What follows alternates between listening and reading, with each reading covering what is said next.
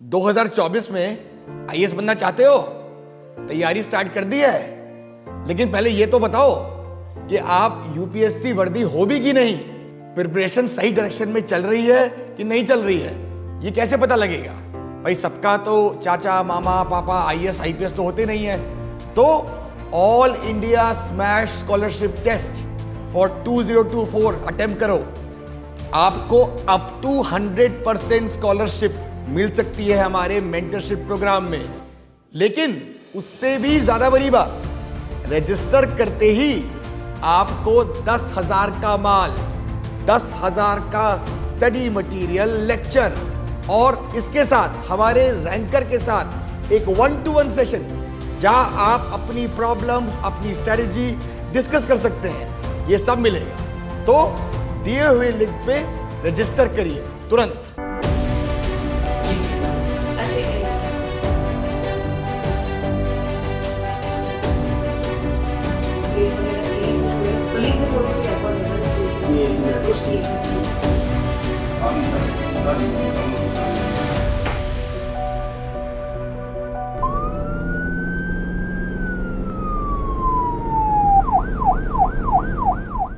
Hello everyone, मेरा नाम doctor ज्योति यादव है। मैं आईपीएस अधिकारी हूँ 2019 बैच की और प्रेजेंटली मैं एज एसपी हेडक्वार्टर मानसा ज़िले में पंजाब में पोस्टेड हूँ।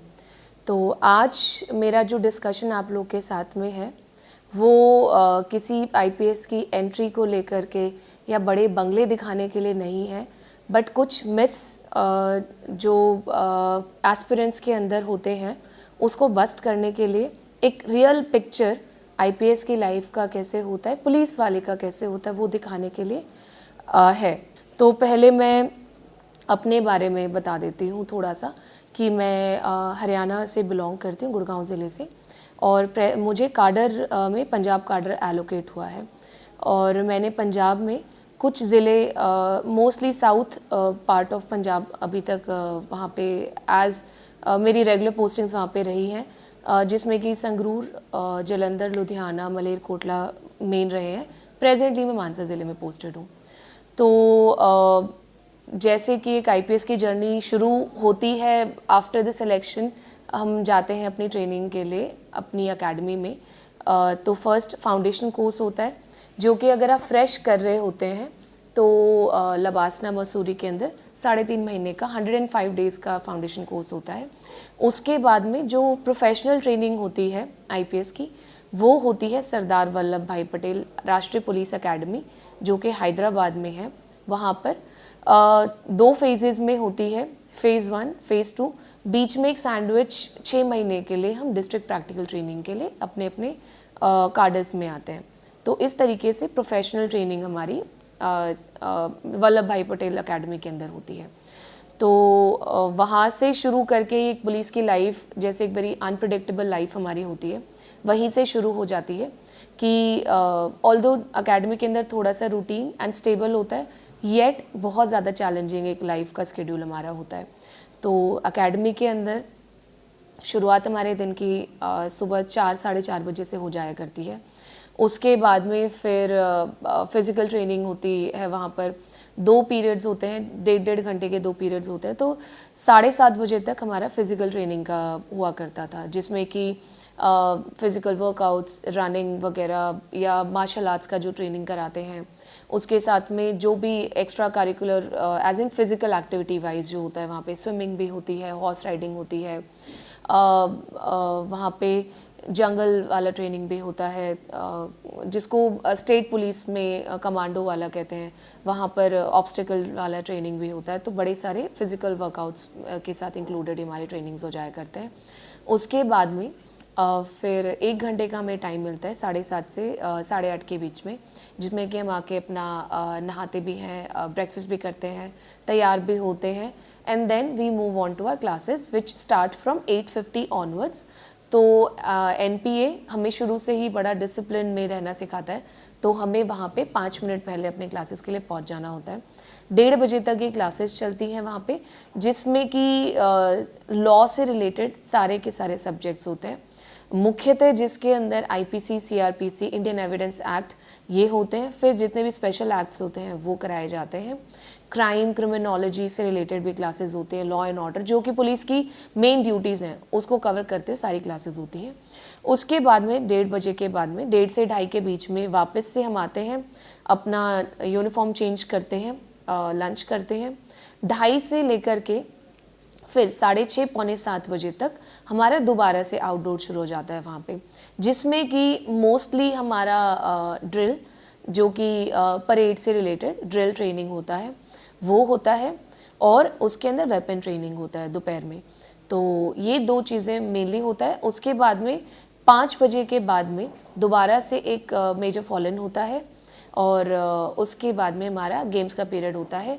तो गेम भी वहाँ पे जो स्पोर्ट्स एक्टिविटी होते हैं वो भी कंपलसरी होते हैं।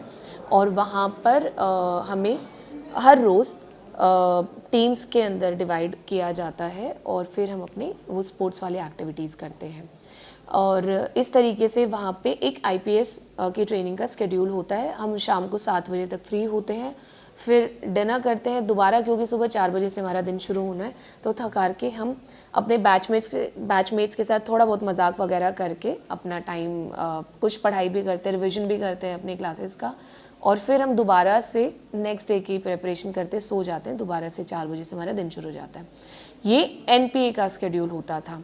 एनपीए इसके अलावा भी बहुत सारी चीज़ें कराती है, क्योंकि आईपीएस जो पुलिस सर्विस है वो एक खाली लॉ एंड ऑर्डर को नहीं देखती है। आईपीएस सीनियर पुलिस अधिकारी होते हैं जो कि अलग अलग पुलिस से रिलेटेड ऑर्गेनाइजेशंस हैं, क्राइम से रिलेटेड ऑर्गेनाइजेशन है, इंटेलिजेंस रिलेटेड ऑर्गेनाइजेशंस हैं, उनको भी हेड करते हैं। तो एनपीए वो वाली चीज़ें भी केटर करता है। एनपीए उसमें भी ट्रेनिंग कराता है और एक्सपोजर दिलाता है। We visit those academies and organisations and उनके साथ भी हमारे मॉड्यूल्स होते हैं, हमारे ट्रेनिंग मॉड्यूल्स चलते हैं। तो ये हो गया एक स्केड्यूल्ड लाइफ ऑफ एकेडमी। लेकिन पुलिस की लाइफ स्केड्यूल्ड नहीं होती है। एक हमारे एक IPS senior police officer IPS ने उन्होंने एक पोएम लिखी थी, मैं खाकी हूँ। तो मैं उसकी कुछ लाइंस को कोट करूँगी, जो कि एक पुलिस की लाइफ को, न सिर्फ आईपीएस की नहीं, पुलिस की लाइफ को थोड़ा शो करता है। तो I just read out them. तैयार हूँ मैं हमेशा ही, तेज धूप और बारिश, हंस के सह जाने को सारे त्योहार सड़कों पे, भीड़ के साथ मनाने को, पत्थर और गोली भी खाने को। मैं बनी एक दूजी माटी हूँ, मैं खाकी हूँ। विघ्न विकट सब सह कर भी सुशोभित सज्जित भाती हूँ। मुस्काती हूँ, इठलाती हूँ, वर्दी पर गौरव पाती हूँ, मैं खाकी हूँ। तो ये कुछ लाइनें हैं जो एक पुलिस की लाइफ को बहुत सरल भाषा में दिखा देता है कि हम त्यौहार भी सड़क पे मनाते हैं, लोगों के साथ मनाते हैं, और हम गोली पत्थर भी खाते हैं, लॉ एंड ऑर्डर के अंदर खड़े रहते हैं। क्योंकि पुलिस का सबसे बड़ा जो एक दायित्व इस वर्दी को मिला है सरकार की तरफ से, वो है कि life and property of citizens को प्रोटेक्ट करना, जिसके अंदर order in the society, law and order in the society को बना के रखना, ताकि बाकी सब चीज़ें, सोसाइटी के अंदर डेवलपमेंट हो गया, इकोनॉमिक ग्रोथ हो गया, जो भी बाकी काम है वो अच्छे से चलते रहे, एक ऑर्डरली सोसाइटी बना रहे। इसलिए पुलिस ये सारे काम करती है। पुलिस इसी वजह से जितने भी त्यौहार है, ताकि बाकी सब जो सिटीजन्स हैं, हमारे देश के नागरिक हैं, वो अपने फैमिलीज़ के साथ त्योहारों को मना पाएँ, इसलिए पुलिस उन त्योहारों को फील्ड में रहकर मनाती है। तो ये मोटा मोटा सा पुलिस की लाइफ को डिपिक्ट करता हुआ ये कुछ लाइनें थी जो मैंने कोट करी हैं। तो इसीलिए मैंने कहा था कि मैं मिथ्स को बस्ट करने के लिए आपके साथ में आज इंटरेक्शन कर रही हूँ। कि हम मोस्टली देखते हैं कि जो वीडियोस होते हैं, entry of N IPS, entry of an IAS, लेकिन एंट्री एग्जिट से बढ़ के भी उन जो बंगलोज हैं, सरकारी बंगलोज जिनको कहते हैं, उनसे बढ़ के भी कुछ है जो कि नौकरी है, ये सर्विस है। वो करने के मतलब उसको समझाने के लिए ही मैं आप लोग के साथ में डिस्कशन करना चाह रही थी। तो उसके बाद में जो एक फील्ड के अंदर हमारी ड्यूटी होती है, तो जब हम फील्ड में आते हैं, फर्स्ट हम आते हैं डिस्ट्रिक्ट प्रैक्टिकल ट्रेनिंग के दौरान, जो कि एक सैंडविच ट्रेनिंग का पार्ट होता है, फेज़ 1 के इमिडिएटली बाद में होता है। उसमें 6 महीने के लिए हम फील्ड के अंदर होते हैं। फॉर 3 मंथ्स हम एसएसपी दफ्तर को देखते हैं कि कैसे काम होता है वहाँ पे, उसकी सारी ब्रांचेस, जितने भी पुलिस का से रिलेटेड ज़िले के अंदर जो काम होते हैं, हम सारी चीज़ें वो देखते हैं। मेजर लॉ एंड ऑर्डर की जो भी समस्याएं होती हैं उसको स्टडी करते हैं, सारी चीज़ें हम देखते हैं। उसके बाद में 3 महीने के लिए हमें as an SHO independent charge of a police station दिया जाता है, तो हम एज एन SHO काम करते हैं। मेरी जो SHO शिप है वो जलंधर के अंदर हुई थी, करतारपुर पुलिस स्टेशन मेरे पास में था। उसमें हम इंडिपेंडेंटली काम करते हैं, जो कि एक SHO करता है, क्राइम कंट्रोल करना, इन्वेस्टिगेशन करना, लॉ एंड ऑर्डर को मेंटेन करना अपने एरिया में पेट्रोलिंग वगैरह जैसे ड्यूटीज़, ताकि जो लोगों को परेशानियां होती हैं वो सारे करना। मैंने अपने SHO पीरियड के अंदर एक मुहिम चलाई थी, जिसके अंदर कम्युनिटी पुलिसिंग के अंडर मैंने अपने एरिया में मोर देन 200 CCTV कैमरास लगवाए थे, जो कि लोगों को सिक्योर करने में पुलिस की काफ़ी मदद आज भी कर रहे हैं, क्योंकि जब क्राइम होता है तो CCTV कैमरा फुटेज से हमें काफ़ी मेजर एक क्लू मिल जाया करता है, तो वो मैंने अपने टाइम में कराया था। ऐसे ही कुछ इनिशिएटिव भी हम ले पाते हैं, क्योंकि हम इंडिपेंडेंटली वहाँ पे काम कर रहे होते हैं। उसके बाद में फिर हम वापस से एकेडमी जाते हैं 3-4 महीने के लिए, फेज़ 2 ऑफ ट्रेनिंग, जिसमें कि जितने भी क्योंकि पूरे इंडिया के अंदर IPS ऑफिसर्स जाते हैं, हमारे सारे बैचमेट्स अलग अलग कार्डर्स में जाते हैं, तो वो सारे वापस आते हैं। अपने एक्सपीरियंसेस को कंपाइल करके हम डिस्कशंस करते हैं, वहाँ पे एक दूसरे से समझने का कोशिश करते हैं कि दूसरे स्टेट्स के अंदर क्या प्रॉब्लम्स हैं, वहाँ पे उस प्रॉब्लम के साथ उन्होंने कैसे उसको निजात पाया या उसके सॉल्यूशंस कैसे निकाले, और हमारे यहाँ पे अगर लागू हो सकता है, तो हम एक दूसरे से लर्न करने का जो प्रोसेस है वो फेज़ 2 के अंदर होता है। डिस्कशंस एंड डेलिब्रेशंस काफ़ी होते हैं। फिर फेज़ 2 के बाद में हमारी पासिंग आउट परेड हो जाया करती है। पासिंग आउट परेड के बाद में हम एक फुल फ्लेजेड अधिकारी के रूप में अपने अपने कार्डर्स में वापस आते हैं as regular ASPs। As regular ASPs हम तकरीबन 1.25 साल एज SDPO, जो कि एक SDM एंड SDPO का एक यूनिट होता है इन सब डिविजन्स, तो हम सब डिविजनल पुलिस ऑफिसर की तरह काम करते हैं। मेरा रेगुलर जो SDPO शिप है वो मोस्टली लुधियाना में 8-10 महीने मैंने लुधियाना में, उसके बाद में तकरीबन 4 महीने तकरीबन 6 महीने मैंने मलेरकोटला में निकाले हैं। तो ये मेरा कुछ 1.5 साल का यहाँ एज ASP मैंने यहाँ पे निकाला है।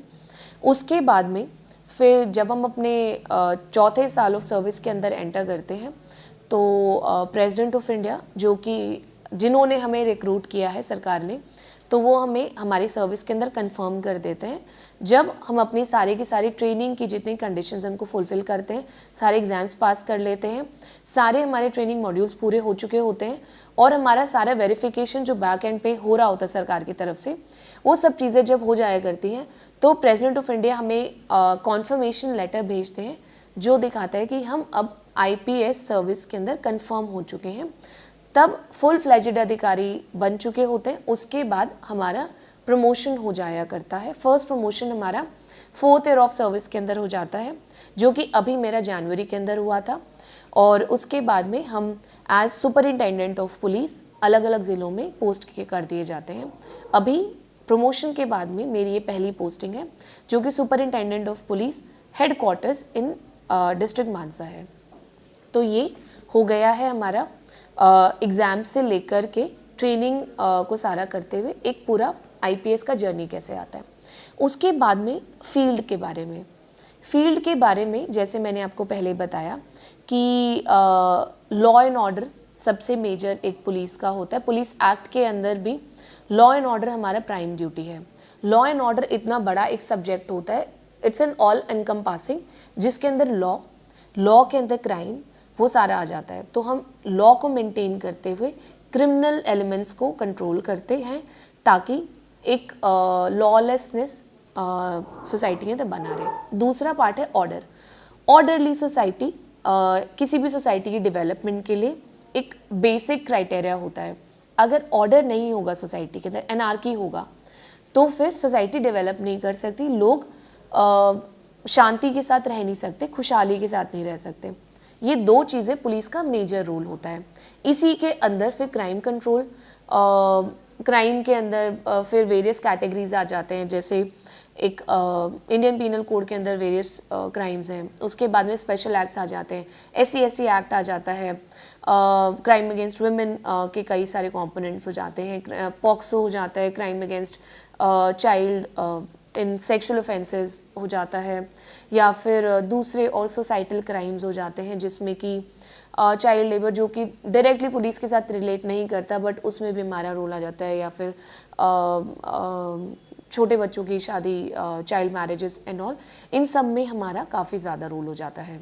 उसके बाद में लॉ एंड ऑर्डर के अंदर ही फिर ऑर्डर को मेंटेन करने के लिए, जैसे राइट टू प्रोटेस्ट कॉन्स्टिट्यूशन के अंदर हर किसी के पास में है, क्योंकि ग्रीवेंसेस होते हैं सिटीजन्स के, गवर्नमेंट के अगेंस्ट हो सकते हैं, हमारे अगेंस्ट हो सकते हैं, डिपार्टमेंट्स के अगेंस्ट हो सकते हैं।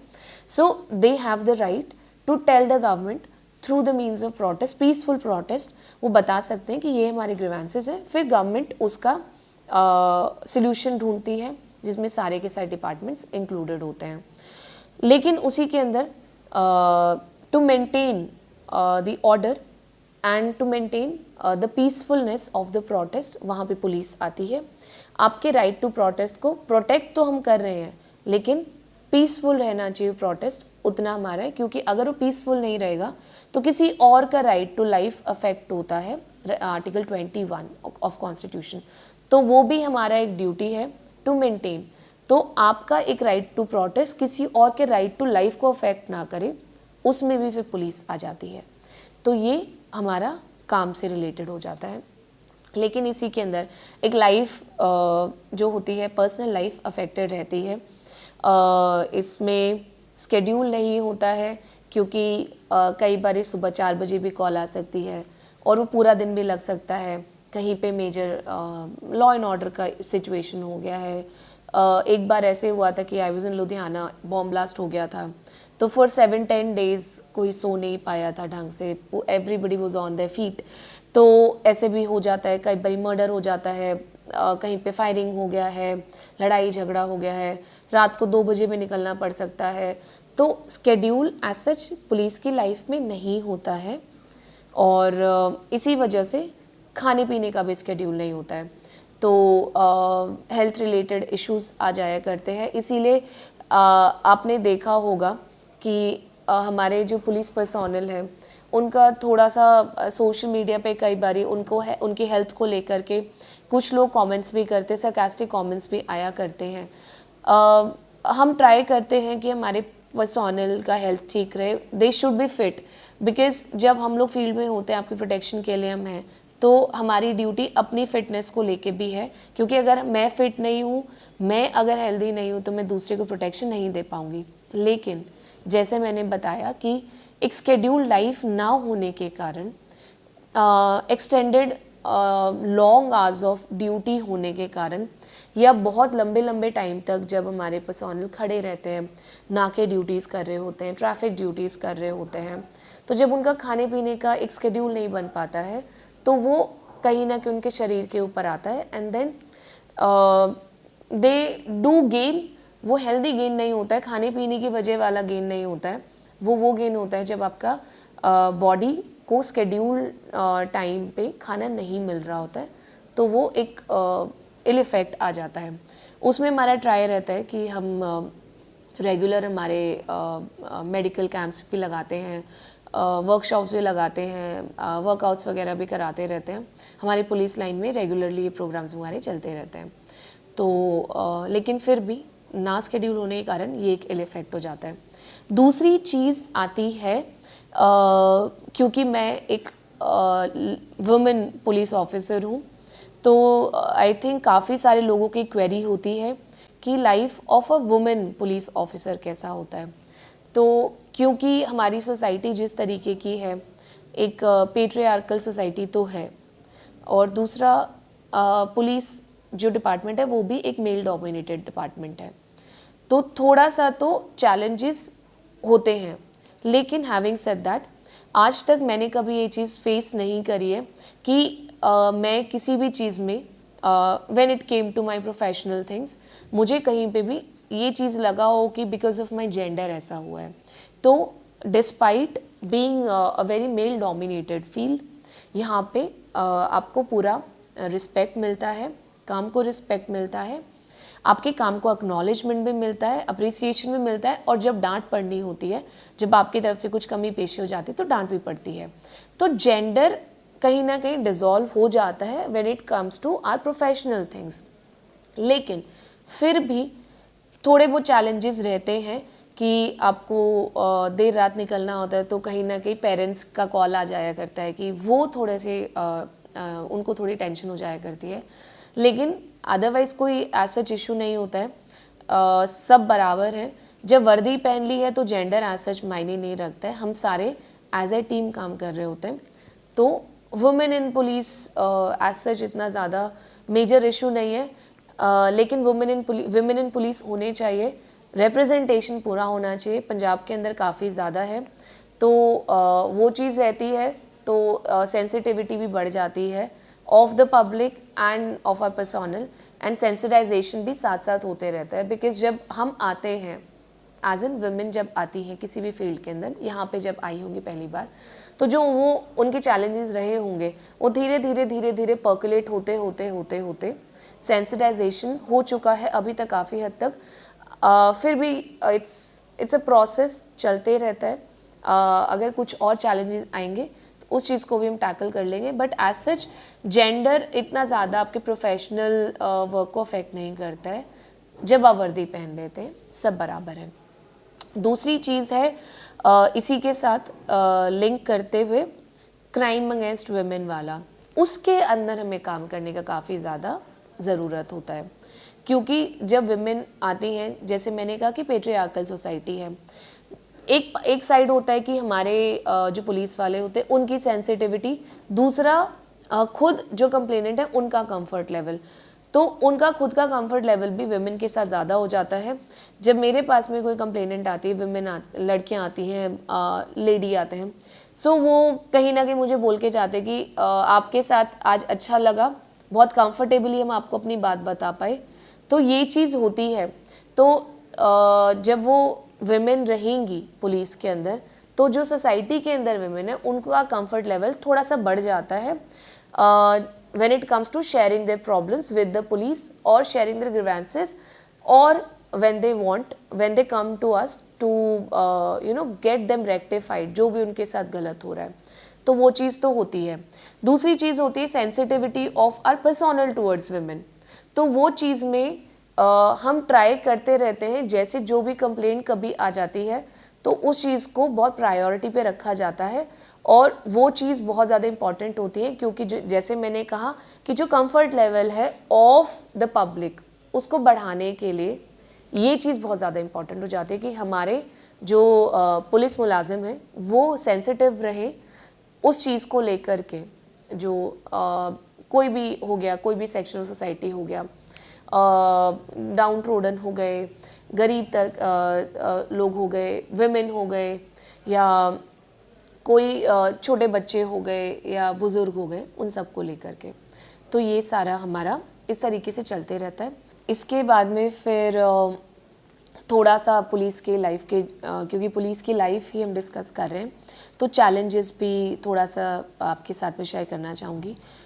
मैं तो अभी I have just almost started my journey, मेरा 4था साल ही है सर्विस के अंदर, एंड आई एम सिंगल, तो अभी शादी नहीं हुई है येट। अपने आसपास जब हम देखते हैं, हमारे पुलिस फोर्स को देखते हैं, अपने सीनियर्स को देखते हैं, तो कहीं ना कहीं पुलिस के अंदर जो वर्क लाइफ बैलेंस है वो कहीं ना कहीं अफेक्टेड रहता है, क्योंकि वर्क जो है बहुत ज़्यादा चैलेंजिंग है। ड्यूटी आवर्स हमारे कोई डिफाइंड है नहीं एज सच, तो जब ड्यूटी आवर्स डिफाइंड नहीं होते हैं तो आपको किसी भी टाइम जाना पड़ सकता है, तो आपकी जो पर्सनल लाइफ होती है दैट टेक्स अ टोल, तो वो चीज़ तो रहती है। लेकिन जैसा कहा जाता है कि जो फैमिली होती है वो बड़ी इंपॉर्टेंट होती है, तो एवरीबडी स्ट्राइव्स कहीं ना कहीं कि जितना हो सकता है, जितना निकाल पाते हैं अपनी फैमिली के साथ एक जो टाइम बिता सकते हैं वो बिताना चाहते हैं सब लोग, लेकिन कहीं ना कहीं अफेक्टेड तो रहता है, बैलेंस नहीं हो पाता। Since I am single right now, तो मैं अपने एक्सपीरियंस के साथ तो नहीं बता सकती, बट हाँ फैमिली जैसे मेरी भी हरियाणा में है, फैमिलीज हमारी दूर रहती हैं, मिलना उनसे महीने 2 महीने में कभी मिला जाता है, फ़ोन पे भी बहुत बार बात नहीं हो पाती है इतना ज़्यादा फ्रीक्वेंटली, तो कहीं ना कहीं वो चीज़ तो रहती है। एक जब आप वापस जाते हैं ऑफिस से या फील्ड से, तो अकेले घर में होते हैं, तो वो चीज़ें तो कहीं ना कहीं रहता है। That's the flip side of being here. But जो हमें रिस्पॉन्सिबिलिटी मिली है, जो अपॉर्चुनिटी मिली है to work for the society, वो इतनी बड़ी है कि इसके सामने जो इश्यूज़ हैं जो पर्सनल लाइफ वाले, उसके सामने वो कुछ नहीं लगता फिर, क्योंकि रिस्पॉन्सिबिलिटी बहुत बड़ी है। और जब रिस्पॉन्सिबिलिटी इतनी बड़ी है और जब आप उस काम को कर पाते हैं, तो जो सेटिस्फैक्शन आता है, तो तब लगता है कि ये जो हम सेक्रीफाइसेस कर रहे हैं इन आवर पर्सनल लाइफ्स, वो वर्थ इट है, क्योंकि काम बहुत बड़ा है।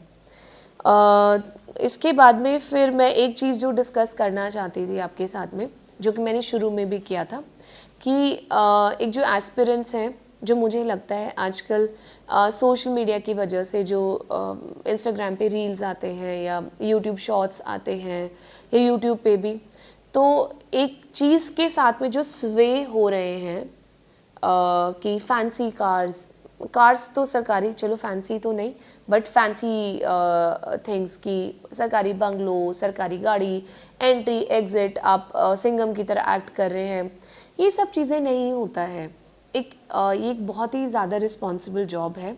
जो भी सरकार आपको मुहैया करा रही है, बेशक वो एक गाड़ी है या कुछ आपको हेल्प मिल जाता है when it comes to your domestic affairs, या फिर आपको घर दिया जाता है, या ऑफिस में जो स्टाफ मिलता है, वो इसलिए नहीं है कि आप उस चीज़ को लेके ये सोचे कि नाउ आई हैव अराइव्ड या पता नहीं क्या मिल गया मुझे।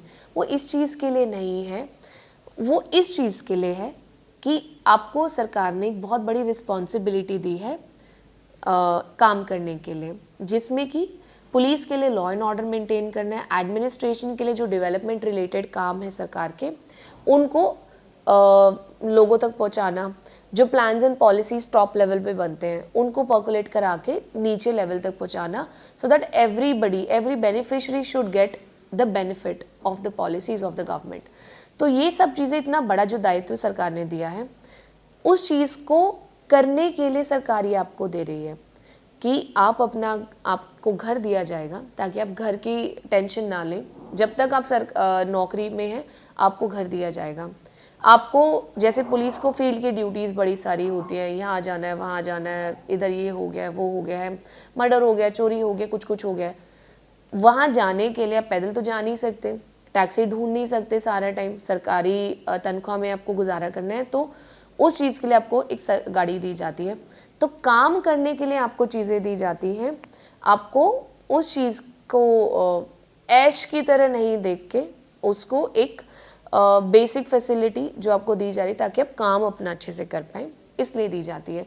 तो डोंट गेट स्वेड बाय सरकारी बंगलो और गाड़ी, ये तो हो ही जाएगा। देखिए, ये तो पार्ट एंड पार्सल ऑफ सरकारी लाइफ है, सरकार आपको देगी ही देगी, लेकिन आप इन रीजंस की वजह से इस नौकरी में आई होप ना आ रहे हो, क्योंकि काम बहुत ज़्यादा है। खाली नौकरी के अंदर बंगलो और गाड़ी नहीं है, काम है, मेन काम है, बाकी सब चीज़ें तो बेसिक फैसिलिटीज़ के अंदर आता है।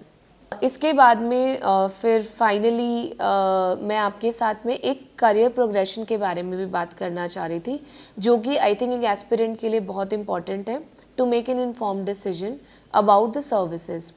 तो जब हम सिविल सर्विसेज का एग्ज़ाम दे रहे होते हैं, मैं भी वहीं पर थी कि हमें सर्विसेज के बारे में बहुत ज़्यादा नहीं पता होता है। हमें सिर्फ मोटा मोटा सा IAS IPS के बारे में फिर भी पता होता है, उसके अलावा हमें बहुत कम पता होता है। तो मैं आपको फोकस करूँगी IPS पे, क्योंकि मैं IPS के अंदर हूँ, लेकिन मैं थोड़ा बहुत बाकी सर्विसेज का भी आपको बताना चाहती हूँ कि आप कैसे अपना एक इन्फॉर्म डिसीजन बना सकते हैं। तो आईएएस इंडियन एडमिनिस्ट्रेटिव सर्विस जब ज़िले में होते हैं तो वो गवर्नमेंट को रिप्रेजेंट कर रहे होते हैं। जितना भी पॉलिसी रिलेटेड जो भी काम होता है, डेवलपमेंट रिलेटेड काम होता है, वो आईएएस के थ्रू होता है। आईएएस जितने भी डिपार्टमेंट्स हैं at the district level, when they are in the district, वो सब चीज़ों के को मैनेज करते हैं। उसमें लॉ एंड ऑर्डर के लिए पुलिस वाला भी डिपार्टमेंट आ जाता है, इरिगेशन आ गया, कहीं पे एनिमल हस्बेंड्री आ गया, हॉर्टिकल्चर आ गया, डेवलपमेंट से रिलेटेड पंचायत वाले ऑफिस वाला आ गया, कुछ कुछ हो गया। ये सारा डीसी के अंदर आ जाता है। तो ये सारा वो देखते हैं।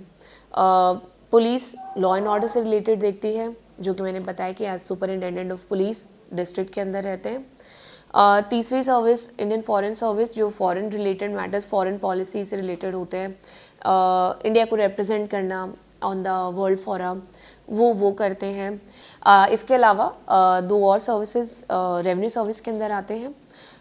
फिर उसके बाद में इंडियन ऑडिट एंड अकाउंट्स होता है, फिर इंडियन इंफॉर्मेशन सर्विस होता है, रेलवे के अंदर 4-5 सर्विसेज होते हैं, इंडियन डिफेंस अकाउंट्स होता है, इंडियन डिफेंस स्टेट सर्विसेज होता है, फिर दिल्ली एंड यूटीज़ वाला दानिप्स एंड दानिक्स होता है। तो वेरियस सर्विसेज होते हैं।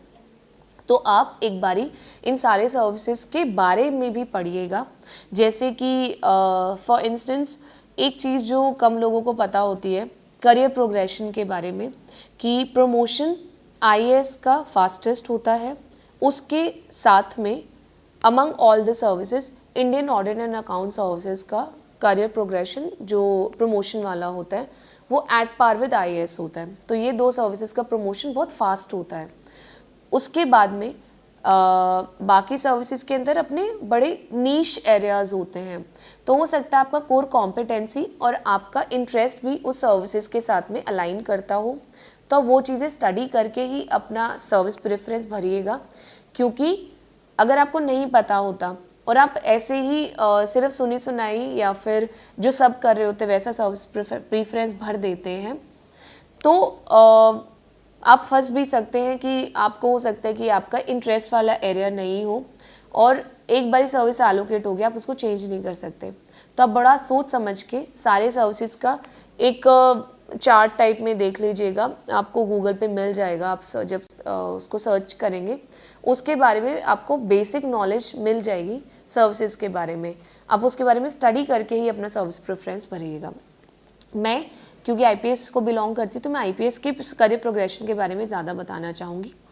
तो जैसे मैंने बताया कि फ़र्स्ट ट्रेनिंग के दौरान ही हम एज एसएचओ काम करते हैं, तो वो ट्रेनिंग का पार्ट हो जाता है। बट हमारी फर्स्ट रेगुलर पोस्टिंग होती है as ASP sub divisional police officer, जो कि 1.25 साल के अराउंड हम रहते हैं। उसके बाद में हमारे कॉन्फर्मेशन के बाद में सुपरिटेंडेंट ऑफ पुलिस हम बन जाते हैं। अलग अलग स्टेट्स के अंदर अलग अलग डेजिग्नेशन के साथ सुपरिटेंडेंट ऑफ पुलिस को बुलाते हैं।